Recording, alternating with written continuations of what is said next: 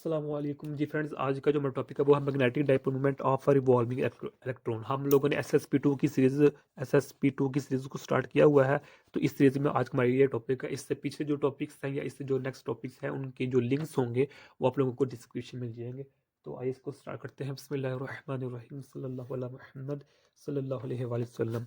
ये एक हमारे पास सर्कल है, सर्कुलर लूप है, और इसमें हम कहते हैं ये एक हमारे पास सिंगल इलेक्ट्रॉन है। गैस जिस पर नेगेटिव चार्ज है।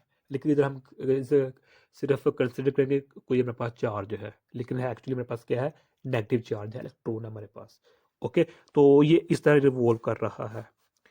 तो हम जानते हैं जैसे जैसे ये रिवॉल्व करता रहेगा, इसका मतलब क्या है कि एक लूप में इस लूप में इस वायर में क्या है, करंट प्रोड्यूस हो रही है। ओके, यही करंट कैसे प्रोड्यूस होती है, due to motion of charges की वजह से मोशन होती है ना, इलेक्ट्रॉन्स की वजह से होती है। पहले हम कहते थे पॉजिटिव चार्ज की वजह से, लेकिन हम अपडेटेड जो डाटा उसके मुताबिक क्या कहते हैं कि इलेक्ट्रॉन्स की वजह से चार्जेस करंट होती है।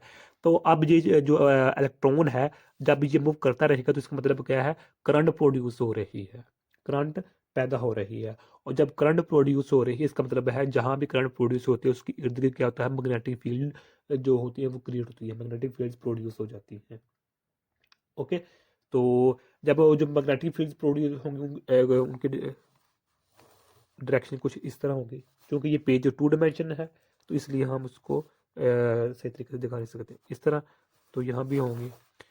तो ये हमारे पास है।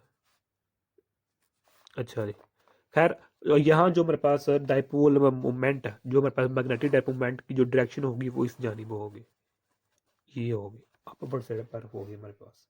ओके, यहाँ करंट प्रोड्यूस होगा जब इलेक्ट्रॉन रिवॉल्व करते हैं, तो इसकी वजह से क्या होगी, हमारे पास करंट प्रोड्यूस हो जाएगी।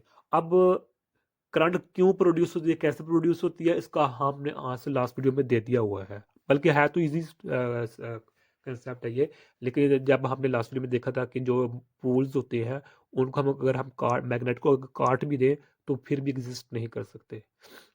लेकिन जो इलेक्ट्रोस्टैटिक्स में पॉजिटिव को अलग कर देंगे या नेगेटिव अलग करते हैं, ये तो अकेले अकेले भी यानी कि करंट प्रोड्यूस कर सकते हैं, लेकिन मैग्नेटोस्टैटिक्स में ऐसा नहीं होता। इसका यानी कि हमने डीपली इलेक्ट्रोस्टैटिक्स में, सॉरी लास्ट वीडियो में इसका आंसर दिया हुआ है, जो कि पीपीएससी में भी क्वेश्चन पूछा जाता है। अच्छा जी, अब ये फार्मूला जो हमने स्टडी किया है, ये हमने फार्मूला लास्ट वीडियो में देखा है। ओके, ये मेरे पास क्या है, मैग्नेटिक डाइपोल मोमेंट है। यहाँ की मैग्नेटिक डाइपोल मोमेंट और मैग्नेटिक डाइपोल के दरमियान डिफरेंस देखा था हमने लास्ट वीडियो में। तो अगर इसको मैं स्केलर फॉर्म में लिखूँ तो इस तरह मैं इसको लिखूंगा। ओके, तो अब हम जानते हैं जो मेरे पास आई है, जो आई क्या है, करंट है, किसकी इक्वल होती है, ई ओवर टी की इक्वल होता है। ई क्या मेरे पास कर चार्ज है कोई, यानी कि क्यू ओवर टी की इक्वल होता है ना। मेरे पास जो करंट है वो q is equal to i t की इक्वल होता है। ओके, यानी कि जो करंट होता है वो चार्ज ओवर टाइम होता है ना। तो चार्ज इधर मेरे पास क्या है, ई है, ई इधर हमने लिख लिया। अच्छा जी, तो टी है, तो अब हमारे पास ये ए है। ओके, अब हमारे पास चूंकि ये लूप है, अब इसका जो हमारे पास एरिया है वो हमारे पास पाई आर स्क्वायर है। क्या है, पाई आर स्क्वायर है। अच्छा जी, अब जो हमारे पास है मल्टीपल पाई आर स्क्वायर है। अब जो हमारे पास टी है, हम जानते हैं जो हमारे पास टी है वो 2 पाई ओवर ओमेगा की इक्वल है। Okay, 2 pi over omega, omega ऊपर चला जाएगा तो मल्टीपल हो जाएगा, ये पाई पाई से कैंसिल हो जाएगा, तो हमारे पास क्या बन जाएगा, WE r² ओवर 2। ये हमारे पास फॉर्मूला बन जाएगा। ओके, ये ओमेगा क्या है, एंगुलर वेलोसिटी है कि जो इलेक्ट्रॉन है ये एंगुलर वेलोसिटी में के साथ रिवॉल्व कर रहा है, सर्कल में मूव कर रहा है, तो एंगुलर वेलोसिटी होगी। ओके, ओके हो गया। अब अगर हम चाहते हैं कि इस एंगुलर वेलोसिटी को लीनियर वेलोसिटी में, यानी कि अगर हम चाहते हैं कि मुकम्मल लूप की बजाय सिर्फ हम इसका इतने से एरिया का, अब यहाँ देख रहे हैं इतने से एरिया में क्या है, लीनियर वेलोसिटी है। फिर आगे मूव करेंगे तो इतने से एरिया में क्या है, लीनियर वेलोसिटी है। फिर ऐसे मूव करेंगे तो इतने से एरिया में क्या है, लीनियर वेलोसिटी है। फिर ऐसे मूव करेंगे तो इतने, ये लीनियर वेलोसिटी को जब हम कंबाइन करते हैं तो एक लूप बनता है, सर्कुलर शेप बनती है, तो उसकी वजह से एंगुलर वेलोसिटी होती है। अगर हम चाहते हैं कि इस एंगुलर वेलोसिटी को लीनियर वेलोसिटी में पुट ट्रांसलेट करें, चेंज करें, इंटरचेंज करें, तो हम ये फार्मूला यूज़ करते हैं। ओके, तो V ओवर आर है, तो यहाँ पुट करेंगे V ओवर आर ऐसे है, तो ये आर टू आर से कैंसिल, तो मेरे पास क्या बन जाएगा v e r over two. तो ये मेरे पास ये इसको हम इक्वेशन नंबर 1 का नाम दे देते हैं। ओके हो गया। तो अब हम जानते हैं कि हमारे पास जो एंगुलर मोमेंटम होता है वो इसके इक्वल होता है। तो यहाँ से हम ये मोमेंटम है, मोमेंटम किसके इक्वल होता है एम वी के इक्वल होता है, इसके प्रोडक्ट के इक्वल होता है। तो यहाँ से हम एम को बाहर निकालते क्योंकि मैस कांस्टेंट है, स्केलर वेलोसिटी है, तो इसको बाहर निकाला तो हमारे पास ये बन गया। ओके, तो अब ये क्रॉस प्रोडक्ट है, तो क्रॉस प्रोडक्ट को जब हम खत्म करेंगे तो हमारे पास साइन थीटा आ जाएगा। हम जान सॉरी हम जानते हैं कि जो मेरे पास रेडियस है और जो वेलोसिटी उसके दरमियान 90 का एंगल है, तो साइन 90 कितना होता है 1 होता है, तो मेरे पास के बाद बन जाएगा एम वी आर। ये मेरे पास यहाँ से आ जाएगा। ओके हो गया। यानी कि जो एंगल है यहाँ देखें ना, जो मेरे पास वेलोसिटी है, जो रेडियस है जो वेलोसिटी है उसके दरमियान जो इधर एंगल है वो हमारे पास कितना है 90 का एंगल है, अगर इसको हम सर्कुलर शेप में ओवरऑल देखें तो।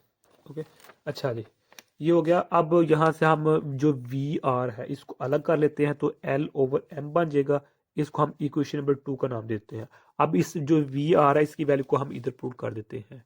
ये वी ई आर है, तो ई को मैं इधर देता हूँ। अब ये वी आर बन गया है, तो अब वी आर की वैल्यू को मैं यहाँ पुट कर देता हूँ। तो मेरे पास क्या बन जाएगा, ये बन जाएगा लगभग आप लोगों का negative e l over 2m। L over m की वैल्यू यहाँ पुट किया तो हमारे पास ये फॉर्म बन जाएगी। ओके, अच्छा, अब यहाँ क्वेश्चन क्या है कि ये नेगेटिव आई क्यों पुट किया हमने। ये नेगेटिव साइन इस वजह से आया है, दो वजूहत हैं। ओके, दो वजह से इसको हम कंसिडर कर सकते हैं। पहली वजह तो ये है कि हम इधर क्या लिया है, जो चार्ज लिया हुआ है, जो चार्ज है वो हमारे पास ई है, यानी कि इलेक्ट्रॉन है, तो इलेक्ट्रॉन पर नेगेटिव चार्ज होता है, इस वजह से हम नेगेटिव लगा लिया। या फिर हम ये कह सकते हैं कि ये नेगेटिव इस वजह से आया है कि जब इसका जो रिजल्टेंट होगा वो इस तरह होगा कि जो मेरे पास डायपो ये क्या है एम क्या है डायपोल मोमेंट है ना, मैग्नेटिक डायपोल मोमेंट, उसकी डायरेक्शन अपवर्ड साइड पर है, यानी कि जो एम की डायरेक्शन है वो अपवर्ड साइड पर है, सॉरी एल की। और जो मेरे पास हमारे पास मैग्नेटिक डायपोल मोमेंट है, यानी कि जो मेरे पास एम है उसकी डायरेक्शन डाउनवर्ड है, और जो मैग्नेटिक फील्ड लाइंस होंगी उसकी डायरेक्शन भी नीचे होगी। तो एल और एम के दरमियान जो मेरे पास एंगल है वो 180 का है। ओके, एल और एम के दरमियान जो 180 का एंगल है, इस वजह से ये नेगेटिव आ गया है। ओके, अब ये हमारे पास एम क्या है, इसको हम इस म्यू भी कह सकते हैं, इस तरह भी लिख सकते हैं। ये मैग्नेटिक डायपोल मोमेंट है और ये किस पर डिपेंड कर रहा है, एंगुलर मोमेंटम पर डिपेंड कर रहा है। ओके, और हम जानते हैं कि जो मेरे पास एल है क्वांटम मैकेनिक्स 1 में भी और क्वांटम मैकेनिक्स 2 में भी हमने इसको स्टडी किया कि क्वांटाइज्ड वैल्यू है इसकी होती है एंगुलर मोमेंटम की। हमने क्वांटम मैकेनिक्स 1 पर भी मुकम्मल तौर पर सीरीज बनाई हुई है, आप देख सकते हैं, और क्वांटम मैकेनिक्स 2 पर भी मुकम्मल तौर पर सीरीज बनाई है, आप लोग देख सकते हैं।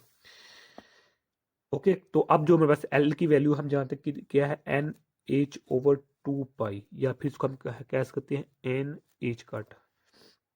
ओके, अब जो एल की वैल्यू हम ये इस एल की वैल्यू को इस यहाँ पुट कर देते हैं, तो जो मेरे पास एम बन जाएगा वो मेरे पास negative e over 2m n h over 2 pi, ये बन जाएगी। ओके, तो यहाँ से मेरे पास क्या बन जाएगा एन ई एच ओवर 4 पाई m, ये बन जाएगा। डन हो गया। अब जो हमारे पास ये है एम क्या है, ये मेरे पास बोहर मैग्नेटोन है। ये क्या है, ये मेरे पास ऑर्बिटल एंगुलर मोमेंटम है, और एम क्या है बोहर मैग्नेटोन है हमारे पास। और हम जानते हैं जो बोहर मैग्नेटोन है ये किसने दिया था, जब हमारे पास थे डैनिश फिजिस्ट नील बोहर ने दिया था ये मेरे पास। ओके, अच्छा जी, इसका जो मेरे पास फार्मूला है एम का, जो मेरे पास फार्मूला है सॉरी एम है जो बोहर मैग्नेटोन है, तो जी बोहर मैग्नेटोन मेरे पास होगा E H cut over 2m e, ये m की वैल्यू है बोहर मैग्नेटोन की। ओके, तो इसको हम इस तरह भी ड्रॉ कर सकते हैं, इस तरह। अब ये हमारे पास क्या है, बोहर मैग्नीटोन है, ये वाला जो म्यू बी लिखा है मैंने या एम लिखा है। ई के हमारे पास एलिमेंट्री चार्ज है, और ये एच कट क्या है, ये रिड्यूस प्लांस कांस्टेंट है, और एम ई की हमारे पास इलेक्ट्रॉन रेस्ट मास हमारे पास। डन हो गया। तो अगर इस ये तो टॉपिक हमारे पास खत्म हो गया, इतना मेरे पास खत्म हो गया। अब अगर मैं बात करूं स्पिन मैग्नेटिक मोमेंट की, ये मेरे पास क्या है, ऑर्बिटल ऑर्बिटल एंगुलर मोमेंटम है हमारे पास, या फिर हम कह सकते हैं ये मेरे पास क्या है जी, मैग्नेटिक डायपोल मोमेंट है। ओके, अगर इसको हम स्पिन मैग्नेटिक मोमेंट में लिखना चाहते हैं या फिर इंट्रिंसिक मैग्नेटिक मोमेंट में लिखना चाहते हैं, तो वो हम इस तरह लिखेंगे, इधर एल लिख लें, छोटा सा एल डाल लें, इस एम को ना हम इस तरह लिख सकते हैं म्यू, और छोटा सा एल इस तरह लिख सकते हैं। तो अब इधर हम स्पिन की बात करेंगे तो इधर हम एस लिखेंगे, तो ये हमारे पास होगा जी ई ओवर 2m होगा हमारे पास। ओके, ये जी क्या है, ये मेरे पास लैंड फैक्टर है, क्या है मेरे पास क्वांटम मैकेनिक्स 2 में इसको हमने देखा है, क्वांटम मैकेनिक्स 2 में। ओके, ये लैंड फैक्टर है, और इसकी वैल्यू कितनी होती है, जी इज इक्वल टू 2 होती है। ओके, अब जो हमारे पास है जी की वैल्यू है, इस जी की वैल्यू हम यहाँ पुट करेंगे, तो हमारे पास 2e ओवर 2m, 2 से कैंसिल हो जाएगा, तो हमारे पास क्या बचेगा, e ओवर m। ये हमारे पास आ गई है स्पिन मैग्नेटिक मोमेंट या फिर इंट्रिंसिक मैग्नेटिक मोमेंट की वैल्यू आ चुकी है। तो यही आज का हमारा इतना सा टॉपिक था, जिसका अल्लाह खैर।